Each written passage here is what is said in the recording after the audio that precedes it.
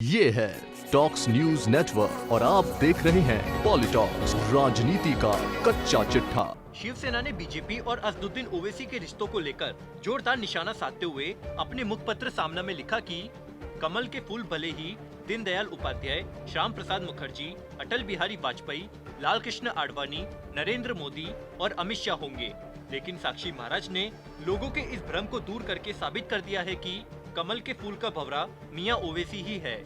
शिवसेना ने बीजेपी को घेरते हुए अपने मुखपत्र सामना में लिखा कि भारतीय जनता पार्टी द्वारा ओवैसी साहब की पोल खोल दिए जाने से दूध का दूध और पानी का पानी हो गया है। बता दें कि शिवसेना ने साक्षी महाराज के उस बयान को लेकर बीजेपी पर तंज कसा है, जिसमें बीजेपी सांसद साक्षी महाराज ने कहा था कि ओवैसी मियां की AIMIM मुसलमानों की तारणहार नहीं बल्कि भारतीय जनता पार्टी का अंग वस्त्र है। साक्षी महाराज ने कहा था, हाँ, मियां भाई ओवैसी के ही पॉलिटिकल एजेंट है और ओवैसी की सहायता से ही हम चुनाव जीतते रहते हैं।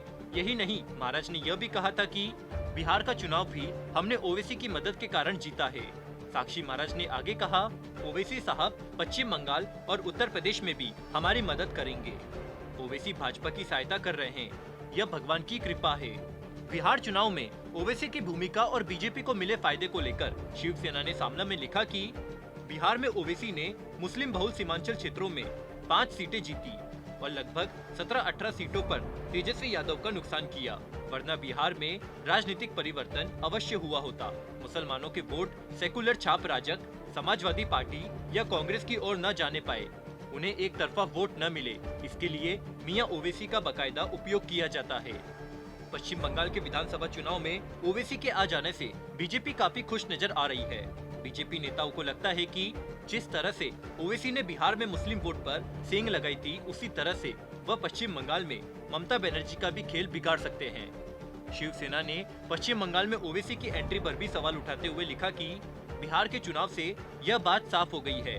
राष्ट्रीय लोकदल, कांग्रेस और अन्य विरोधी दलों ने ओवैसी पर गंभीर आरोप लगाए हैं। मुस्लिम वोट काटकर भाजपा को फायदा हो, इसके लिए ही मियां ओवैसी की हलचल बनी रहती है। ऐसा आरोप ये लोग लगा रहे थे, तब तक ठीक था, लेकिन भाजपा के ही एक कुनबे से यह सब घोषित तौर पर कहा जाने लगा है। पश्चिम बंगाल में मियां ओवैसी ने जो काम शुरू किया है, उससे भाजपा का चेहरा आनंद से खिल उठा है। शिवसेना ने ओवैसी के परिवार द्वारा अतीत में दिए गए बयानों की याद दिलाते हुए लिखा कि उन्होंने और उनके परिवार वालों ने पिछले दिनों जिस प्रकार से तीखे बयान दिए, वे धक्कादायक है। 25 करोड़ मुसलमान 100 करोड़ हिंदुओं पर भारी पड़ेंगे। पुलिस वालों को एक तरफ कर दो, फिर देखो हम क्या करके दिखाते हैं। इस प्रकार के उग्र बयान ओवैसी के भाई घोषित तौर पर देते हैं। अब यही ओवैसी भाजपा के विजय रथ का मुख्य पहिया बने हुए हैं। भारतीय जनता पार्टी ओवैसी जैसे लोगों की मदद लेकर फायदे की राजनीति करती है, फिर ये लोग ऐसी लफ्फाजी करते हुए घूमते हैं कि देखो हम राष्ट्रवादी या हिंदूवादी है। शिवसेना ने बीजेपी पर निशाना साधते हुए आगे लिखा कि मियां ओवैसी की पार्टी बीजेपी की ही एक शाखा है, उन्हें यह स्वीकार करना होगा।